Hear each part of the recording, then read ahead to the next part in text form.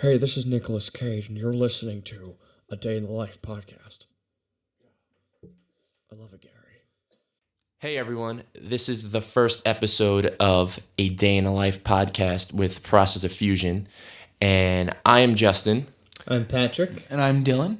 and we're in a band from Staten Island, and we as artists love to find out what makes other artists tick, how they got to where they are, what they do, what their hobbies are.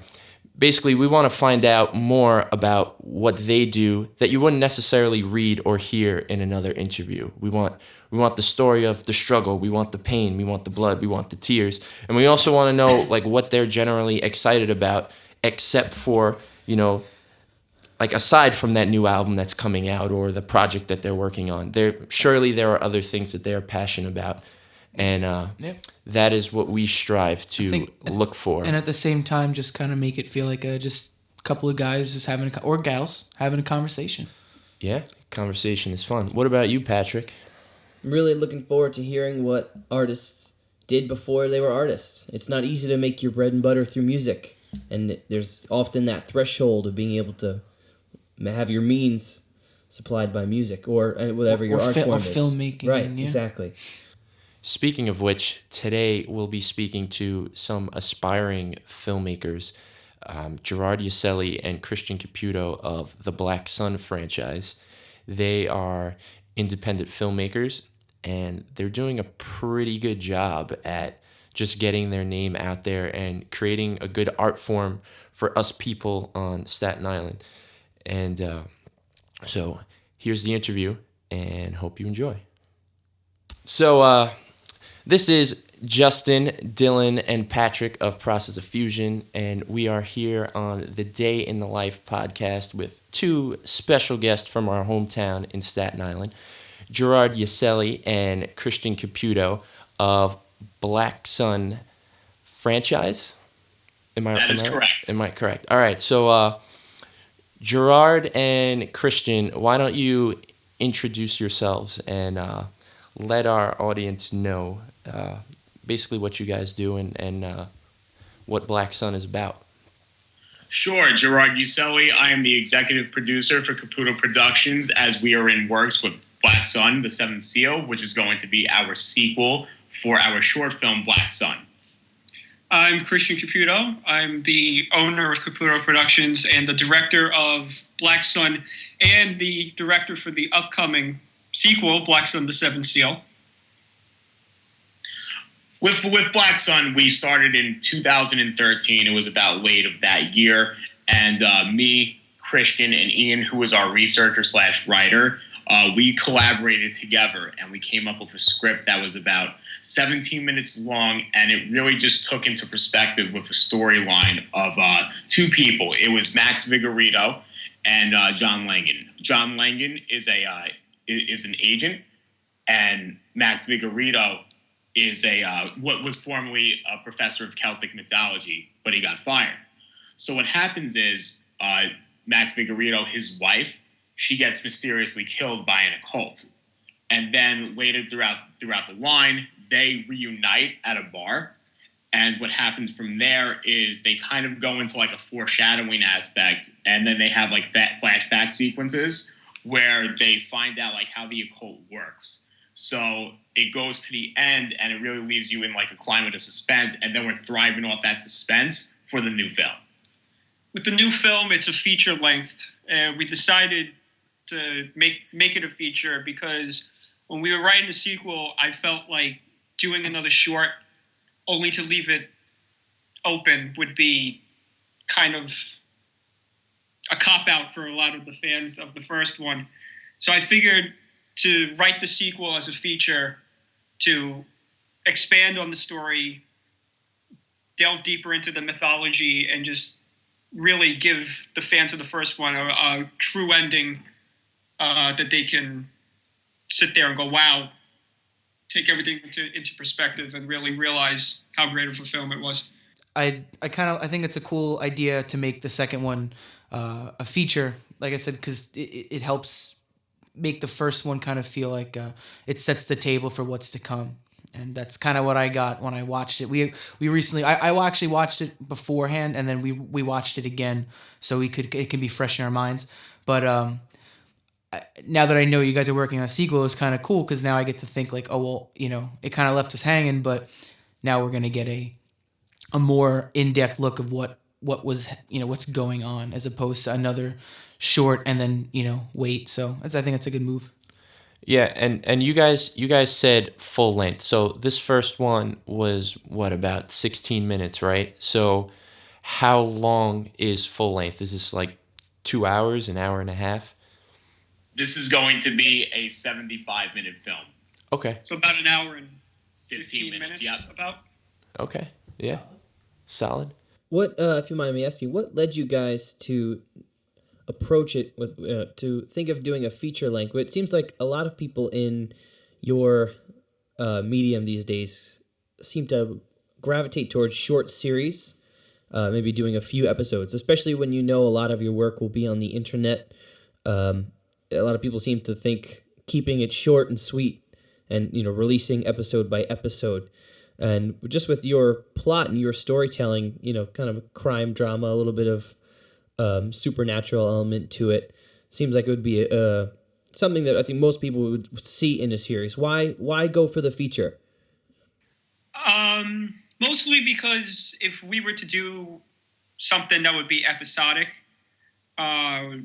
the budget would probably go up a lot more than it would be, and the release dates would probably be not sequential, as in like not really close to each other. It would probably be like year to 6 months after, like every episode, which I felt that would leave people a lot of hanging, and your fan base would forget. Okay. So to really just throw everything out there as a feature would be something that would really just give the fans one thing to really, I guess, not really worry about, but just sit there and just take it all in at once. Mm-hmm. But also, I would imagine it's even better from a logistical standpoint of getting all the actors and actresses back. Like, if you had to film multiple episodes, you got to keep getting these people back over a course of time. Whereas a movie, you could just, punch it all out, right? Plus, the rates would be a lot more inevitable as well when you're dealing with an episodic series, because if you think about it, you're scheduling so many dates, and then those fees, if you're getting like SAG actors, that's going to go up substantially. As with a short film, especially as with a feature film in this case, where we could really work together as far as being meticulous about when we actually shoot and making it like a month long, which is what we intend on doing. As far as for the shooting dates, we definitely intend on having a more balanced budget that way. Right. That makes sense. So, I mean, who came up with the entire idea of Black Sun? Was it you, Christian? Because I know you brought in Ian to write it. So was it kind of your idea and you just assembled the team around you to make it happen? Well, this is an interesting story that Jerry knows pretty much verbatim now, because I've told multiple people this, because this is a pretty common question that I get. And I was always a big Halloween fan. And Halloween the movie, right? Yeah, the movie, yeah. And there's the fabled 6th installment that everyone's heard of. There's a separate cut of that film that delves into occultism a little bit. And I always saw that and really liked that concept, and I wanted to just take the occultism part and really just turn it into a film. And I really had trouble trying to figure out like how to go about it in terms of writing it.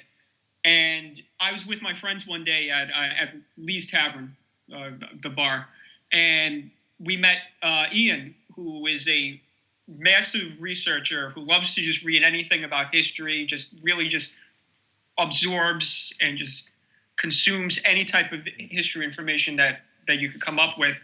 And we just sat there, we started talking about movies. And when I told him that I was a filmmaker and I told him about the idea, he automatically started like telling me all this stuff about Hitler and the occult and what different people along the lines of history really delved into occultism and stuff, and we just decided, hey, why don't we just get together and write something and see where it goes? And 6 months later, we had a script, and then we started talking about really getting into it and really trying to shoot something. Right. Nice. So right now, you guys are having some pretty good success with this film. I know it's been picked up by a couple of film festivals, and you guys are just trying to get it out there. Can you maybe tell us a little bit about that whole process and just trying to get your film recognized? It's been a very interesting process when we first started to do this, because especially when we had the film finished about like February of 2015, we were really like trying to allocate where we would fit, because with our genre, we do know that it's a very niche genre where people have to go really outside of their element to understand the plots and the synopsises at the end of the day, no matter what type of film they're looking at, because really at the end of the day, occultism has a big historical element where people have to really derive their research into to really understand like where we come from like a storytelling standpoint. So when we were applying for film festivals, we pretty much applied for a multitude of like variations. We really tried for like some were everything, and then some had a very specific like sense to it. So like our biggest accomplishment out of all the ones that we got was we won the best short narrative for the Orson Welles Award. That was hosted by the California cool. Film Awards. Nice. That's impressive. I did not know that. I thought I did some research before this. That was news to me. Dylan spent an entire afternoon at the library researching Black Sun franchise. Yeah, except the problem was I looked up Black Hole Sun and I was studying the wrong thing. Sorry, guys. You didn't know we were part of Soundgarden? Yeah, I always knew Jerry worked with Soundgarden. How about the lead actor of the movie? He's a legitimate like professional actor, right? Like this guy, Yes. he was selected specially. Yeah.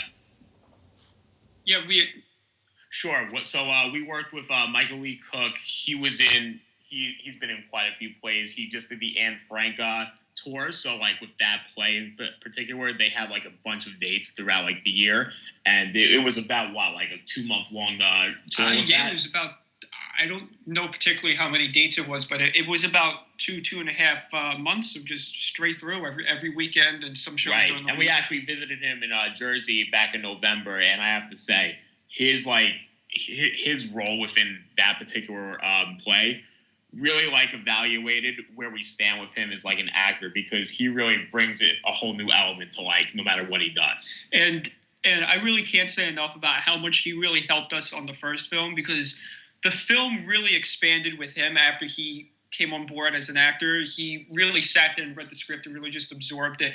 And he really gave us most of the props that you see on the film, like the SWAT jackets and mostly the guns and the costumes and stuff, because his wife is also a costume designer, so she had most of the equipment that we needed for the film to be as realistic as possible. So he really was a big help. Cool. No, that's And great. he also, in his film, he just did a film right before ours that was called If the Trees Can Talk, and that's won about, I think, 20 awards, and he won for Best Actor. Wow. And I think a couple other nominations as well. That's pretty cool. Is it too early to tell if he's gonna be in the second film yet? That's an interesting question. Why, thank you. I can tell you he's gonna be in it in some form or another. Right, because he's part of the story of the first one. I can't really divulge too much without getting into spoilers of the first film, but I can tell you that he's a big, I guess, plot point would be the right. That's definitely the correct term for sure. Without getting into too much. All right. I that's respectable. I get that. Can't talk too much. We can't spoil the whole movie before No. it comes out. Now, maybe thinking further into the future, you guys are working on the sequel to this, And well, first of all, is there anything you guys are trying to put together to make your way towards the sequel? I mean, in addition to all the work you're putting into it, writing the script and working on the production, what are you guys doing to promote this film? We have a lot of things in the works right now. We can't reveal too much in the moment, but at the same time, we're definitely being very strategic with the budget that we have in place for this film, being that it is a 5-figure budget in this case. And with all of the elements that we're working with, whether it's with insurance and who consults with us, we do promise you that it's going to be taken by surprise. Yeah. In a couple of weeks, we are planning on launching a Indiegogo campaign to start raising funds for it, as well as we're also looking into grants and other ways of raising money because, starving filmmaker.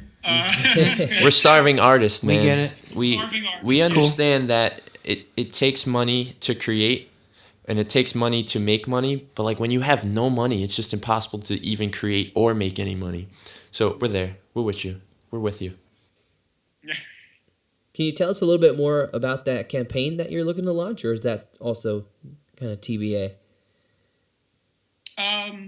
No, we can talk about it. Yeah, let's. Sure. So we pretty much have our Indiegogo campaign by like calibers, if you say.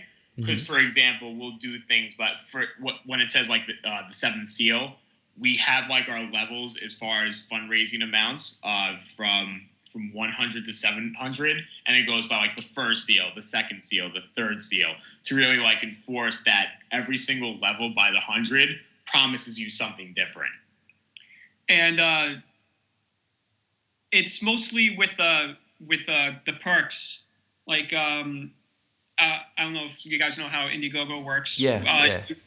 You could donate regularly or you could donate for a perk. So let's just say, I think one perk, I gotta pull it up. Let's say for you donate $5 and you go for a perk, you get like a special thanks. Or if you donate, let's just say 300, that would be the third seal. You get a whole assortment of perks from a calendar that we're making, signed copy of the DVD, a prop from the film you can have signed from the cast and crew. Nice. Very cool. And one thing I noticed when watching the movie is the familiar faces of some of the people that I know. Even Jerry, you were in this film. But being guys from Staten Island, do you feel, not that you're responsible, like I have a responsibility to do this, but do you feel like getting other people that we know and friends involved and people that are aspiring to do things from Staten Island involved with the movie, is that something that's kind of like important to you guys? I think it's very important to us because it establishes new talent in a way. Because the thing is, when you bring in new people, and if you as yourself are motivated by a particular idea that you've developed over time, if you really push that to your closest friends and family, you're going to really get a very signature response and just something that's very strong that's going to reciprocate with them. And then it's going to pass on because that motivation just reciprocates on their side as well. So when they work with you, they have as much enthusiasm at the end of the day. And plus, I feel with using local people, their success is our success, or our success is their success at the same time. So we look to boost each other up at the same time, because Staten Island, as everybody knows, is the forgotten borough. So I guess you can say like we're trying to make Staten Island boost up a little more in terms of recognition. Right. It does kind of have a tainted. That makes sense. Yeah. Yeah. Recognition. I think also we're a very small island, but there are a lot of talented people here that may not get to put their talents forward, whether it be they don't have the right platform or they're just not, they don't feel like they think they can do it. And I guess to kind of have stuff like what you guys are doing and looking for, local talent can help kind of spark that. And it's kind of like, I like Gerard was getting at it, you guys help each other out, and it's kind of works for both benefits. Somebody does a good job, it helps you out, and it also boosts what they want to do. I get it. Right. I think it's kind of like the symptom where you're like, oh, I'm just a kid from Staten Island, or I'm just a guy who plays in a band in a basement with my friends. We're just from Staten Island. But when you get enough like-minded people and enough people with goals and things that they want to achieve together, I think you'd be very surprised at what you can do. I couldn't agree more. And plus, like when you're in the stages of knowing that you want something, there's always a 10,000 hour rule, and I find this important because sometimes that can make or break you. And when you're working with people that are on familiar grounds with you and know who you are, that you can develop like a sense of trust, that makes the process of meeting up all the time and just really going over what you need to do as a group makes things that much easier for you, because it's going to motivate you to take it to the next level. If you had your doubts in the past, you could just say what you're about in the future. Right. No, 100%. Okay, so as an artist, how do you guys just get your art initially? All right, so your ideas come. We're human beings. It's messy. It's not a neat thing. Ideas are never like, okay, this is it. This is the final idea. It's the first thing I thought of it. There are so many different stages. So for you guys, well, I know Ian does some of the writing, and Chris, you're doing some of it as well. But that initial idea stage, what to you kind of breaks that ice or breaks that barrier? It's like, okay, this is the idea. Now I'm going to turn this into a film.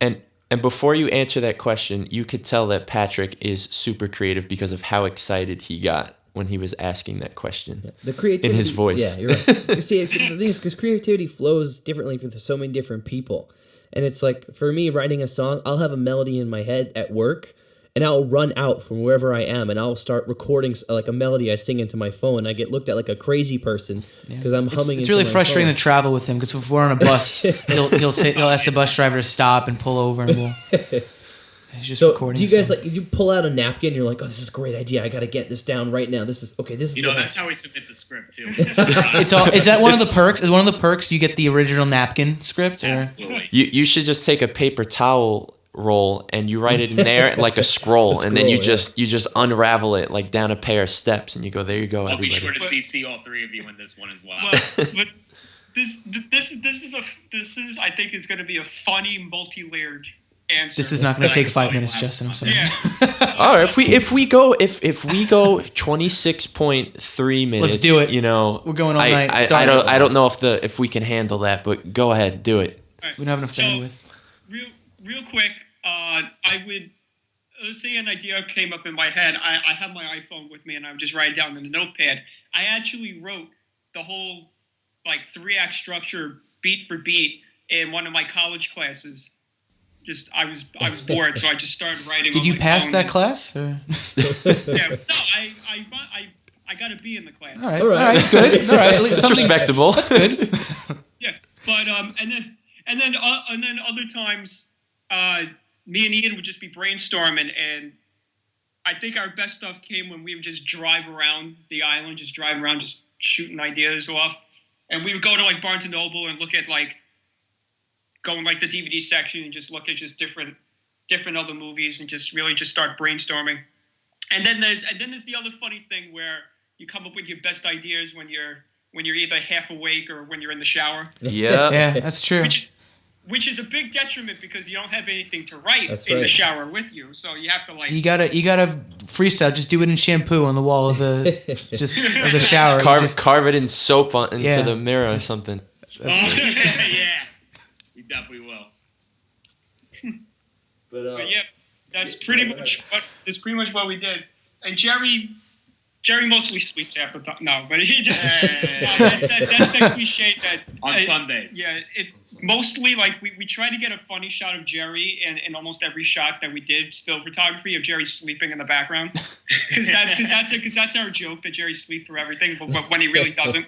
I think it's interesting with the three of us because with Ian he's more of he brings the historical element, but has a cinematic feel to him. He's a big observer of movies. Christian having the primary cinematic taste, and just me being who I am, and I got more of the personality in that case, and just bringing people together. I feel like with the three of us, we definitely have like a very appropriate style clash. Cool. That's awesome. And all right, to wrap this up, we're gonna do some fast questions. So we have the Academy Awards coming out soon. So who's winning? We won? Who You guys win. you guys are nominated for Best Staten Island Independent Film. But seriously, like who do you think's gonna, or what film do you think is gonna win Best Picture, and do you think that Leonardo DiCaprio will finally get that elusive Best Actor award? I looked at the Best Picture list today when they released it, and I think The Revenant would probably win Best Picture. The Martian probably could. It's a really good list, and it's hard to really like pick because they're all such good movies. It's really it's a hard list this year. Whereas like you gotta pick one. You gotta pick one. No excuses. No excuses. Yeah, with the past years being like, oh, one movie stood out, you knew that was going to win. There is a bunch of films this year that I think are going to win. But I think just from a cinematic standpoint, probably the Revenant is probably going to win.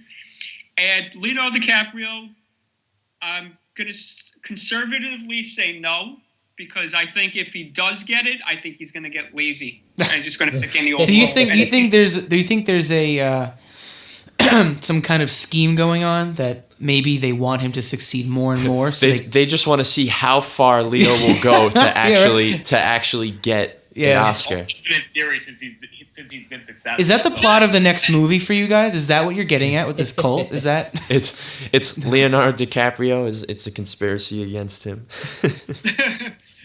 Well, maybe, but that wasn't a no. He's like, oh man, now we got to rewrite the whole script.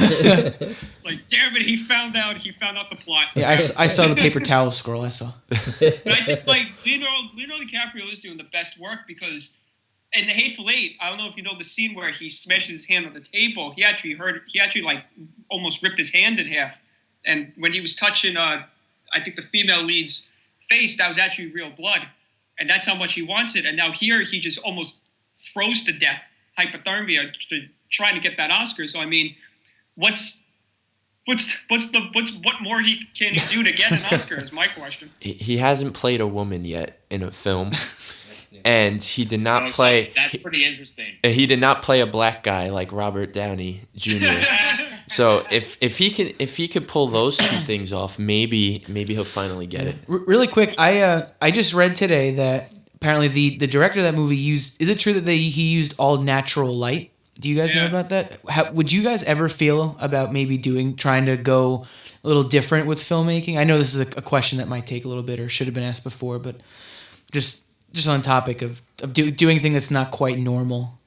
What's very fortunate with our theme of this movie as well is that we're it's not really derived off of special effects, and it doesn't need like the most extravagant lighting in a lot of the circumstances. So the more natural the feel is, like with the set and how it looks like on screen, that's what really matters to us. There really needs to be the element of authenticity for us to succeed with this film. Right. And with The Revenant, from what I heard, from what I was reading, I heard doing it by that was a complete nightmare in itself. I'd imagine the studio must have loved them. Oh, yeah, the studio must have loved him. Oh, we missed it. Got to do a whole another day of shooting. Sorry, guys. Yeah, because the thing is if you're going by the sunlight, if you're saying you're like, okay, I need to shoot this at like noon, and then you don't get everything set up, and it's 1:00, you've missed your chance, and you gotta wait till the next day. So that's what I think is part of the nightmare of doing it like that. Is you really don't have control over the elements. Yeah, totally. All right, and do you have any closing or final thoughts that you want to let the audience know about anything in general? I mean, it could be more film secrets or keys to success for the indie filmmaker, or just a little plug or promotion for your movie. I leave this completely in your hands. I'll have a plug and one last thing to say, Jerry. I guess Sure. You could come up with something. All you need to know right now is blacksunfranchise.com. You're going to find everything you could imagine with what we've been doing and how this is all going to just establish itself. Also, find us on Facebook, Black Sun Franchise, and find us on Instagram, Black Sun Franchise. Yeah. Jerry, you stole my plugs. But also, What he said. Getting sued, too. Yeah, but on Facebook, you could find the production company, Caputo Productions. That's on Facebook. And just keep a lookout for the Indiegogo campaign. It should be launching within the next couple of weeks. It should be called, if you go on Indiegogo /7 Seal, that's what the website is called. And for people that have seen the first one and what to expect of the second one, I could sum it up with 3 words. It's death, death, and more death. That's 4. That is 3 words. Death, Well, and Yes, more that's 4. death. Yes, I can't. All right. There's a reason why I'm a filmmaker and not a. Actually, it's 5. That's 5. Yeah. Yeah, I can't count either. This That was is 5. This is a train wreck already. So I think it's a perfect time to. Wait, it's 5. This is a train wreck already. Yeah, well, there's a reason why I'm a filmmaker and not a. There's a reason why I'm a journalist and not a mathematician. Yeah.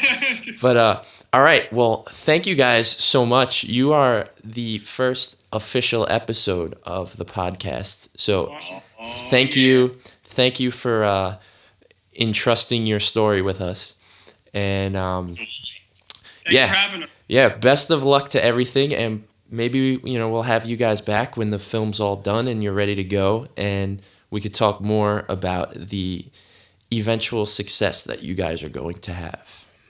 And the eventual loss of my hair due to the stress of shooting. It's all right. We're all getting older. It's gonna happen eventually, so you might as well lose your hair doing something you like, right? Yeah, well, of course. That's way of putting it. All right, man. I will talk to you guys later, and we will let you see this when it goes live. Awesome. Cool. Thank you so much for having us, and have a good night, guys. All right. Good night. Good night. And now a word from our sponsors. Okay, so save it to Microsoft Word. No, gosh darn, my computer won't work. Well, take it to Computer Sam NYC. This guy can fix anything. He'll fix a broken laptop, a broken computer, a broken cell phone, broken tablet. This guy even fixes beepers. Who knows they make beepers anymore? I didn't. Just listen to all these satisfied customers. My computer was broken, and all of a sudden, whoa, it's great again. Mommy said the computer was broken, and then we called, what's his name? Sam, yeah, we called Sam, and now it's great again. Hi, this is Nicolas Cage. I wanted to tell everybody how great Computer Sam really is. My computer wasn't working, and now it is, so that's great. So remember, check computersam.nyc for your computer needs. See ya! All right, and those were our first 2 guests, Christian and Gerard from the Black Sun franchise, and we like to thank them for coming on our show.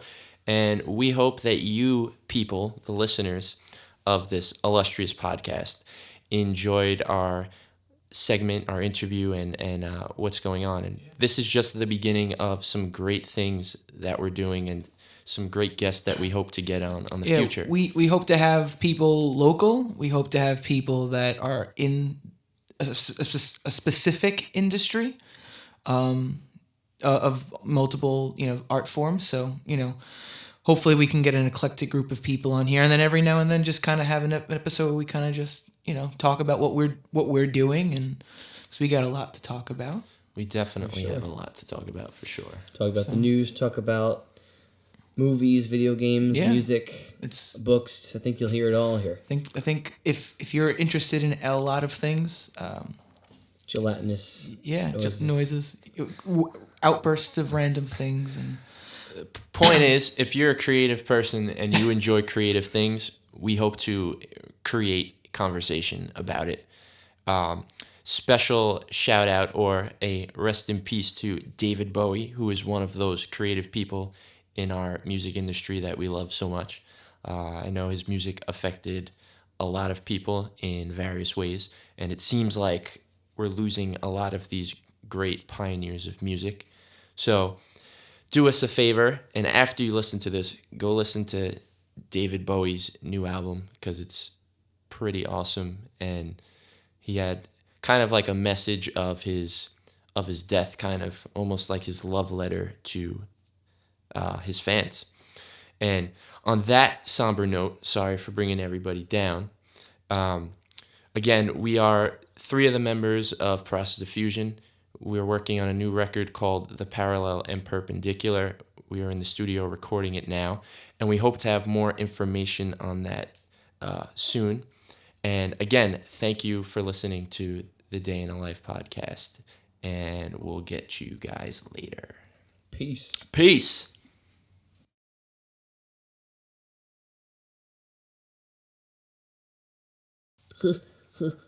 Microsoft Word. No. Oh, good gosh, Jordan, my computer.